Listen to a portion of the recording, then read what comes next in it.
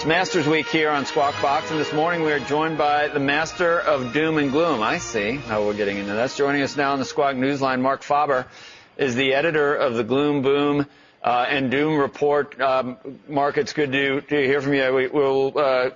Hopefully you can extend some of the comments you've been quoted on in recent weeks that eventually a lot of us are going to be facing the same situation that Cyprus faced. What do you mean, that there's depositors around the world that are going to get a haircut because there's just not enough money to pay everything off?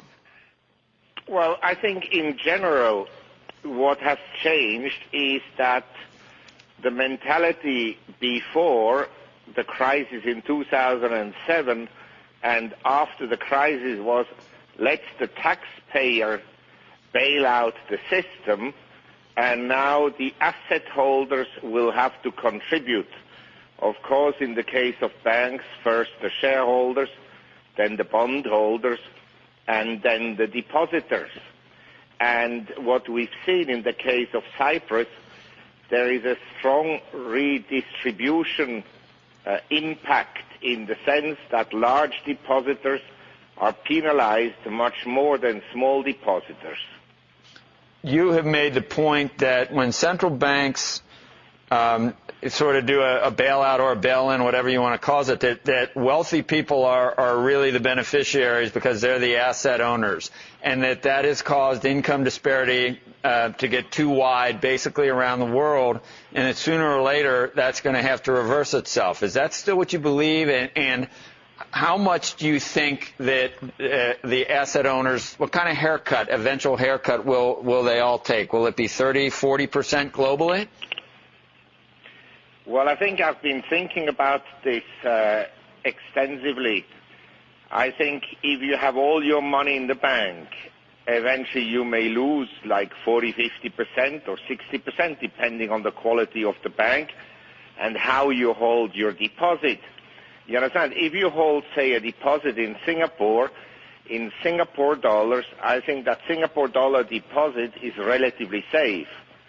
But if you hold a US dollar deposit in a Singapore bank, they place it in the interbank market, and that deposit may not be safe. So it will also become an issue, how do you hold cash with the banks? Now you may argue, okay, I don't want to have any money with the banks at all, I keep it all in treasuries.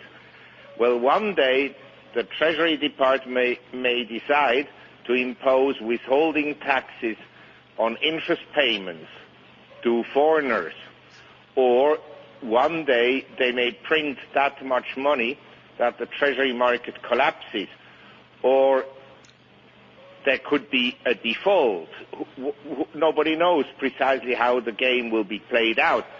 But in general, I believe that well-to-do people that benefited from the money printing essentially and the easy monetary policies since the early 1980s, that they will have to give back some of their money, either through taxation or through revolution or through expropriation. Well, this doesn't sound like, in your view, that we're on the cusp of a secular bull market in equities, or if we are, that there's a day of reckoning. How far off, Mark? Well, basically, we can't be at the beginning of a bull market because the bull market, as of today, is more than 4 years old. It began on March 6, 2009, and we're now in April 2013.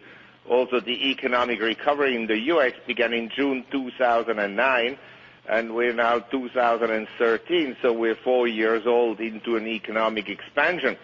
A very weak one, I may point out, because all the money printing that is going on and the asset purchases by central banks does not lead to the money flowing into the so-called main street, into the ordinary Americans. On the contrary, it hurts the ordinary Americans because prices are going up. But it flows into asset markets. So the corporate sector is very cash-rich because the earnings are at the record. No surprise, since 2000, government debt has grown from $5